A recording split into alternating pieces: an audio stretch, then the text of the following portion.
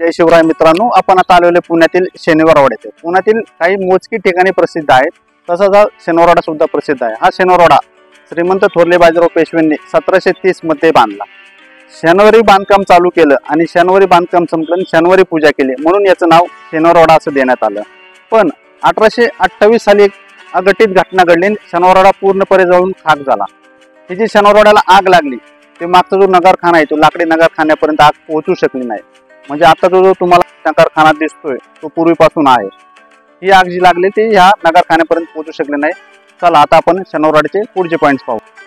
मराठी दौलतशाहीची शान असलेला आणि अख्खेपार झेंडे फडकवणारे कर्तबगार सरदारांच्या पराक्रमाचा वारसा लाभलेला शनिवारवाडा हा पुण्यातील शनिवार पेठेत आहे. शनिवारवाड्याचे मुख्य प्रवेशद्वार म्हणजेच हा दिल्ली दरवाजा. दिल्ली जिंकण्याचे ध्येय असल्याने या प्रवेशद्वाराला दिल्ली दरवाजा असे नाव देण्यात आले.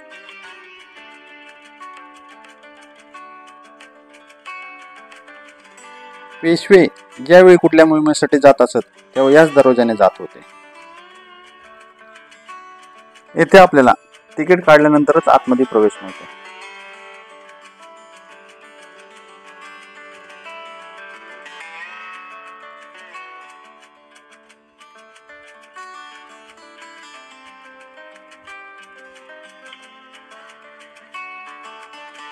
आपण या मुख्य प्रवेशद्वार म्हणजे या दिल्ली दरवाज्यातून आत आलो. वरती दिसतोय तो नगरखाना आहे आणि आपल्याला डाव्या बाजूने आपल्याला वरती नगरखान्यावर जायचं. थोड्याशा पायऱ्या सोडून गेल्यावर आपल्याला ह्या उजव्या बाजूला तटबंदीकडे जाण्यासाठी मार्ग असतो आणि डाव्या बाजूने आपण नगरखान्यात प्रवेश करतो. ह्या बाजूने आपल्याला वरती नगरखान्यात जाता येतं. शनिवारवाड्याची ही एकमेव अशी वास्तू आहे जी आजही भक्कम आणि सुस्थितीत पाहायला मिळते. हा नगरखाना पाहिल्यावर पूर्वीच्या काळी वाड्यातील इतर वास्तू किती सुंदर आणि भव्यदिव्य असतील याची कल्पना आपल्याला सहजपणे येऊन जातील. नगरखान्याच्या आतील भाग किती सुंदर आणि दोन्ही बाजूस आपल्याला शनिवारवाडा पाहायला मिळतो.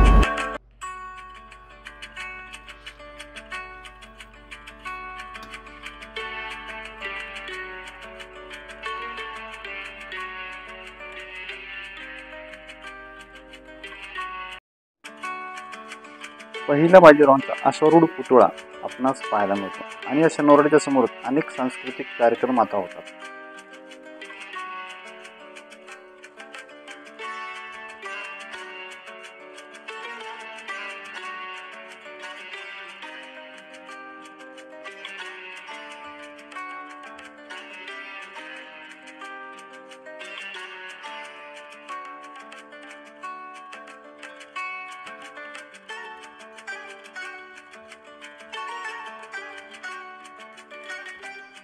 शनिवारवाड्याच्या चारही बाजूला अशी भक्कम तटबंदी आहे. आपण संपूर्ण तटबंदीवरून चालू शकतो. म्हणजे संपूर्ण शनिवारवाड्याचा परिसर आपल्याला तटबंदीवरून दिसू शकतो.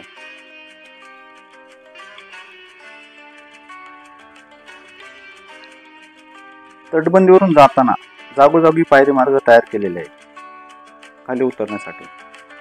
अशी मजबूत तटबंदी आपणास पाहायला मिळते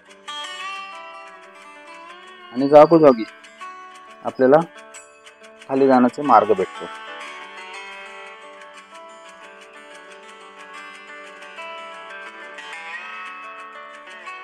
या इथे हा गणेश दरवाजा आहे. अतिशय सुंदर असे बांधकाम आहे आणि हा दरवाजा पण बघा आपण अतिशय सुंदर आहे. आणि याच गणेश दरवाजाच्या बाजूला लागून एकदम सुंदर अशी वास्तू आहे. इथून आपल्याला वरती पण दूर जायला पण रस्ता आहे आणि या बाजूला लागूनच गणेश रंग महाल आहे. गणेश रंग महाल म्हणजे शनिवारवाड्याची वास्तू, यालाच दिवाणखाना असे देखील म्हणतात. 1755 साली नानासाहेब पेशव्यांनी गणेश रंग महाल बांधला. पूर्वी याच ठिकाणी गणेशोत्सव मोठ्या उत्साहात साजरा केला जात होता. या रंगमहालच्या समोरच चिमणबाग आहे. या चिमणबागेच्या बाजूलाच 8 मोठी कारंजे बसवले होते.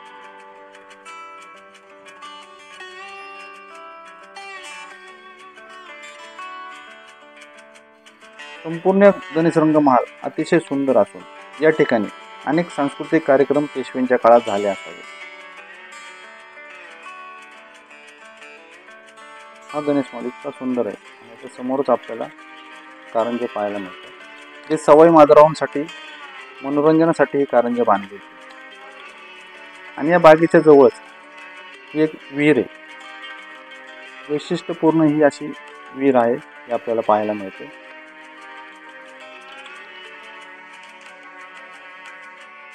याच ठिकाणी नारायणराव पेशव्यांची हत्या करण्यात आली. त्यावेळेस नारायणराव पेशवे काका मला वाचवा, काका मला वाचवा या अर्थ किंकाळीने शनिवारवाडा दानावून निघाला. त्यांचं पार्थिव नारायणराव पेशव्यांचं पार्थिव याच दरवाजाने बाहेर नेण्यात आलं. म्हणून या दरवाजाला त्यावेळेसपासून नारायण दरवाजा असे म्हणू लागले. हाच तो नारायण दरवाजा. वयाच्या अवघ्या 16व्या वर्षी नारायणराव पेशव्यांची या ठिकाणी हत्या करण्यात आली. काका मला वाचवा, काका मला वाचवा या आर किंकाळ्या या दरवाजाने तर ऐकल्या असतील.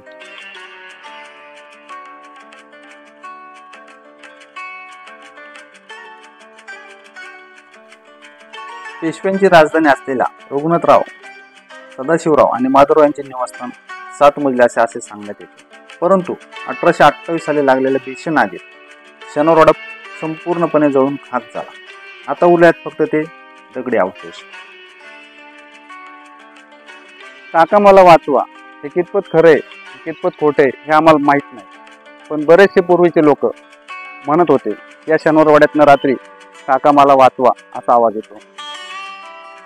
या ठिकाणी दगडी कारंजे आहे. सध्या हे वापरत नाही, पण पूर्वीच्या काळी हे कारंजे अतिशय सुंदर पद्धतीने या वाड्याची शोभा वाढवत असेल. सवाई माधवराव पेशव्यांच्या करमणुकीसाठी या कारंज्याची बांधणी केली होती, पण काही काळाने सवाई माधवराव पेशव्यांचे याच कारंज्यावर पडून मृत्यू झाला होता.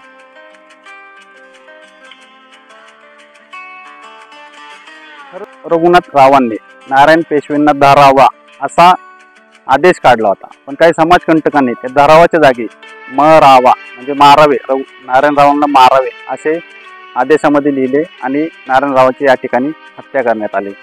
या सर्व हत्येचं पाप आनंदीबाई यांच्या डोक्यावर लावलं. म्हणजे आनंदीबाईंनी दहचा म केला, तेव्हापासून दहचा म करणे ही मन प्रचलित झाले.